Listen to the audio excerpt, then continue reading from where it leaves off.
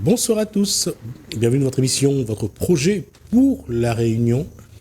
On va se faire plaisir d'aller du côté de la ravine des Cabris, j'allais dire Saint-Louis, je m'excuse, de la ravine des Cabris, donc à Saint-Pierre. On va aller vers le lieu de domaine. Bonsoir Daniel Payette, et je m'excuse, les bévues comme ça arrive. Ce sont des choses, de manière, on reste dans le sud. On reste dans le sud. Donc Saint-Louis, Saint-Pierre, ravine des Cabris, on est tous frères, on est tous à côté. Non, c'est, encore une fois, j'allais dire, ravine des Cabris. À Saint-Suzanne, il y a ravine des Chèvres. Oui, tout à fait. D'accord. À Saint... Je sais pas si c'est au Tampon ou à Saint-Joseph, il y a Bras-Mouton. Oui. C'est à Saint-Joseph ou c'est au Tampon? Je ne sais pas où c'est, mais enfin, je connais le nom. Bras-Mouton. Donc, il y a forcément... Il y a Bœuf-Mort à la Possession. À la Possession, ça je connais. Donc, l'histoire de la Réunion, parfois, ça reste... très... et en plus, avec la ravine des Cabris, il y a l'histoire des Malbars, des temples, l'histoire des temples, l'histoire des sacrifices. En fait, la ravine des Cabris, c'est un pays de contes, de légendes. Et il faut savoir que son nom, ravine des Cabris, en fait, vient de la multitude de cabris qu'il y avait, en fait, dans cette zone-là. Mais son nom a évolué. Elle a pris un nouveau nom qui s'appelle Mahavela. Mahavel. Alors, on sait bien que Mahavel, c'est malgache.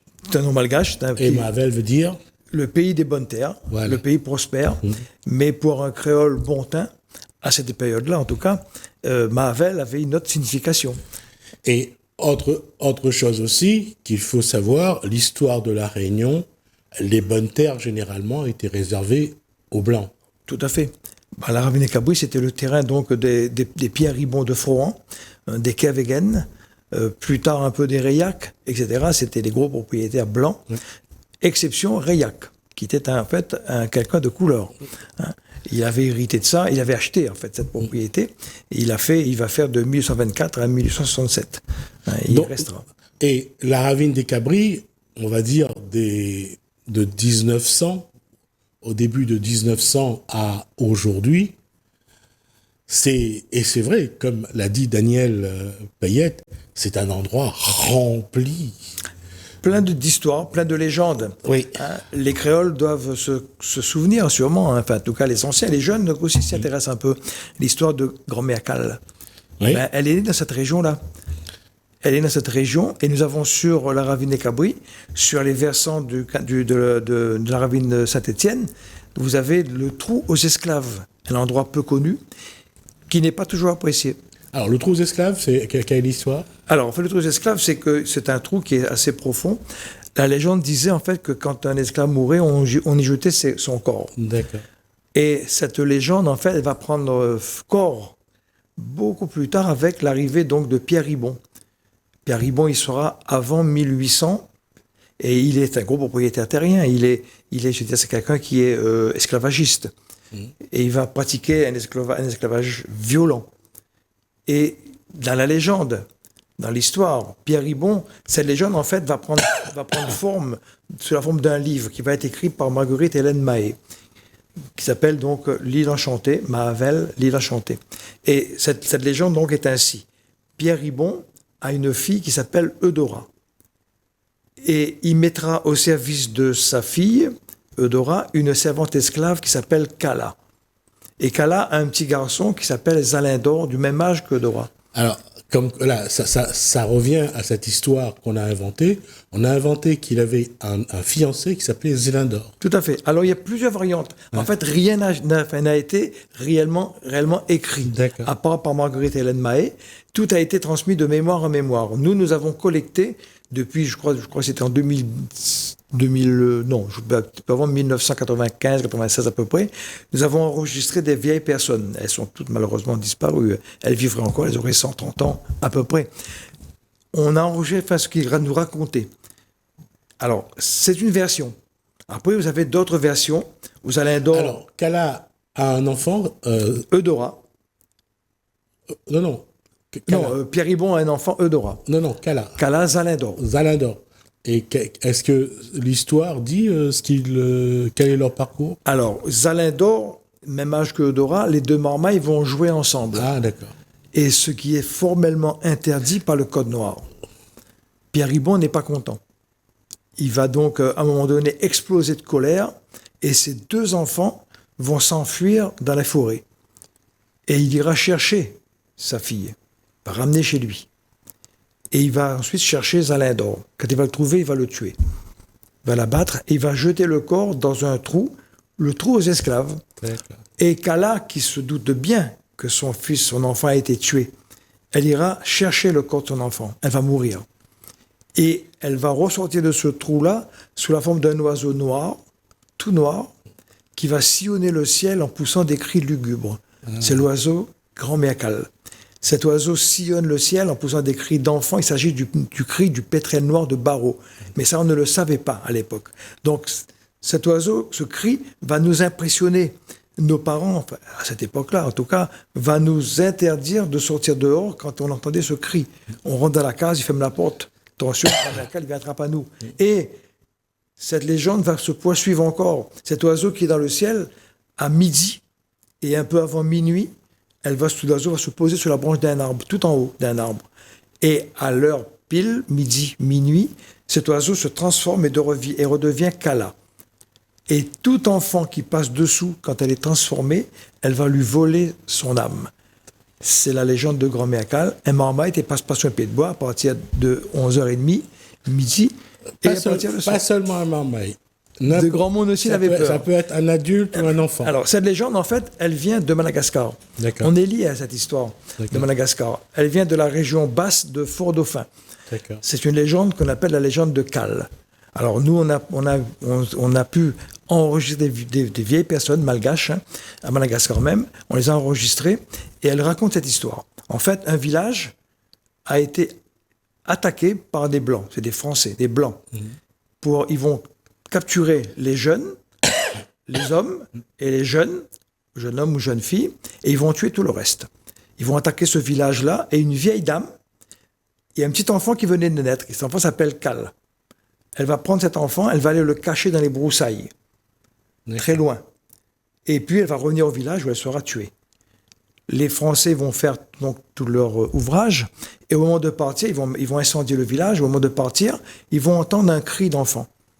Ils vont revenir chercher où se trouve cet enfant-là. Et ils vont arriver vers un buisson, et sur ce buisson vont se poser une nuée d'oiseaux tout noirs, qui tous vont crier comme un cri d'enfant. Ils vont se dire, en fait, il n'y a pas d'enfants, ce sont les oiseaux noirs. C'est pour ça que dans cette région de Fort-Dauphin, les gens ne mangent pas les oiseaux noirs. C'est une légende qui va être transposée chez nous. La légende de Cal. Après, comme je l'ai dit tout à l'heure, il y a eu plusieurs versions. Parce que rien n'a été écrit, tout a été transmis de mémoire en mémoire. Vous aurez des versions où Zalindor, c'était l'amant de Kala, etc. Vous avez plusieurs versions. Et pour aller au bout un petit peu de cette histoire, Zalindor un soir vient enlever Kala. Tout à fait. Il se trompe de femme, il enlève une autre femme, voilà. Ce qui met Kala dans une rage. Tout à fait. Immense. Elle va se jeter dans le volcan. Tout à fait. Alors, il y en a qui vont vous dire dans le volcan, d'autres vous diront à la pointe du diable. D'accord. Il y a plusieurs... Et c'est ça, cette richesse qui est là. Parce qu'en fait, tous les créoles se sont appropriés cette histoire-là. Et chacun a donné leur version. Certains vous diront que Grand Méacal, c'était vers le volcan. D'autres vous diront c'était sur Villèle, etc. Cette richesse, elle est là.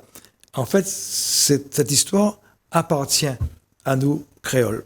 Chacun donnait sa version. Et la ravine des Cabris, j'allais dire, est un endroit où l'histoire a sa place. L'histoire est forte à la ravine des Cabris. L'histoire est forte parce que, je veux dire, il y avait donc énormément d'esclaves sur cette région-là. Il y avait des propriétaires qui étaient relativement violents. On pensera à Pierre Ribon, je l'avais cité tout à l'heure. On parlera également des Kévégen. Et ils vont exercer en fait une pression. Vous avez encore des ruines, des endroits où vous retrouverez des traces de ces esclaves-là, de ces passages-là. Je pense par exemple au domaine de Mahavel, un lieu magnifique qui était tombé dans l'oubli, qui est en train d'être restauré. Alors, les fouilles archéologiques qu'il y a autour de ça, il y a d'abord l'endroit. Tout à fait. Qui révèle, on essaie vraiment de trouver des éléments qui peuvent étayer un petit peu une histoire. Il y a ça, mais il y a également ce qu'ils ont trouvé, je crois que c'est en allant vers Sillaos, ces grottes où ils ont trouvé des squelettes. Tout à fait. En fait, toute cette région-là, c'est une région qui était, qui s'est développée lentement, et avec tout un champ d'activité d'esclavagistes, et la pression était très forte. Donc, il y aura aussi des camps de marrons un peu plus haut. Et donc, tout ça, en fait, c'est notre histoire à nous.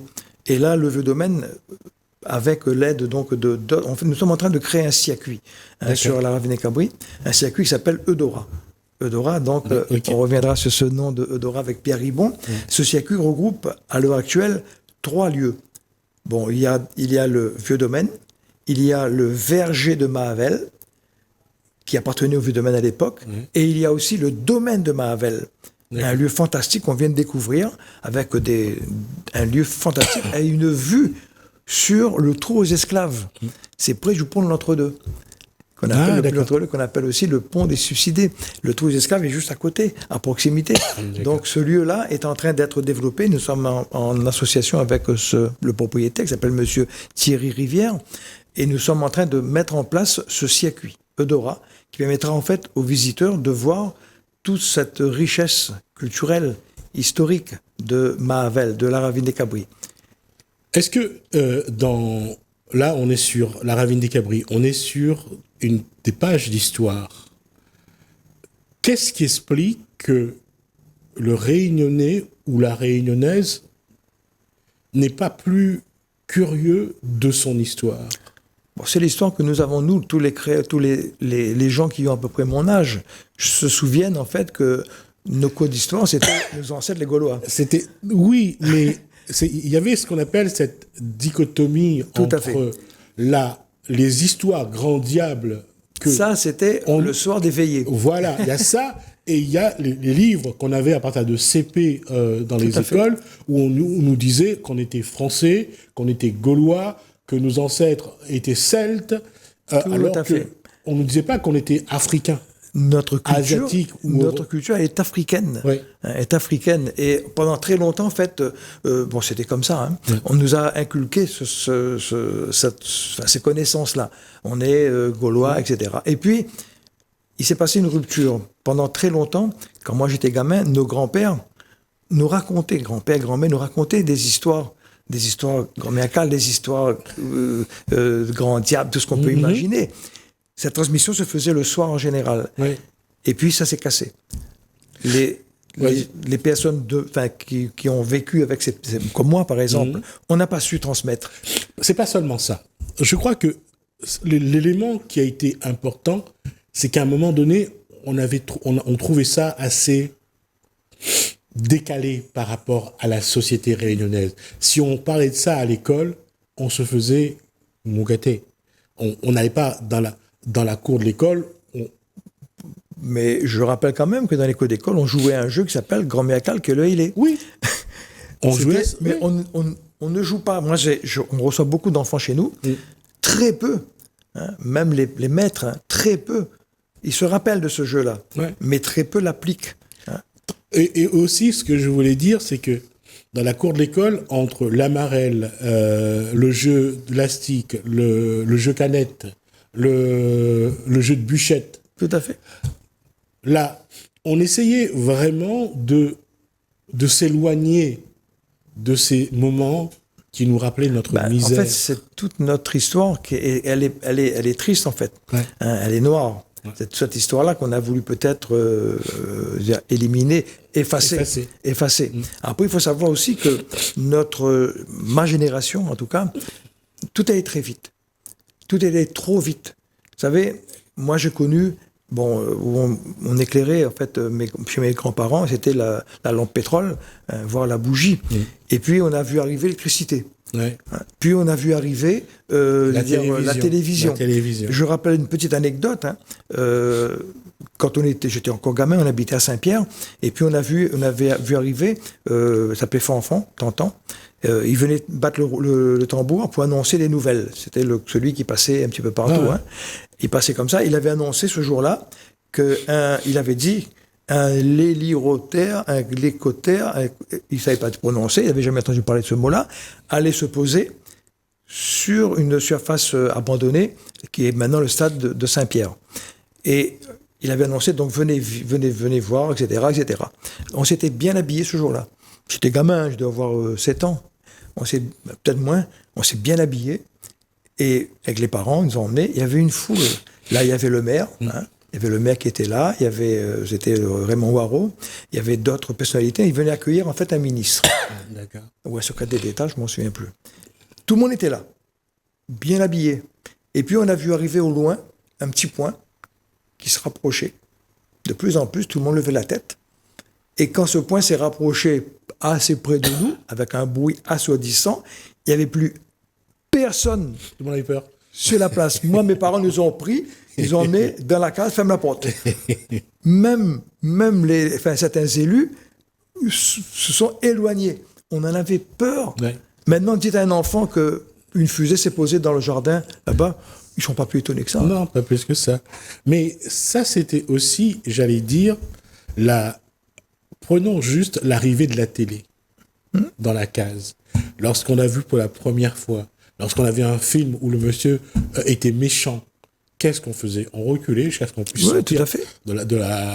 du salon. Parce qu'on oui. on regardait le film de la télé dans le salon, mais on avait peur. On avait peur de cette modernité qu'on ne connaît pas. Tout à fait. En fait, chez nous, c'est allé très vite. C'est allé très vite. On a connu donc l'époque, je veux dire, des ténèbres, pour ne pas dire ça comme ça. Et puis, c'est arrivé très vite, la télé, la lumière, etc., les écrans. Maintenant, on est à l'ère de l'ordinateur, les tablettes, hein, le mobile, etc., etc. C'est allé très vite.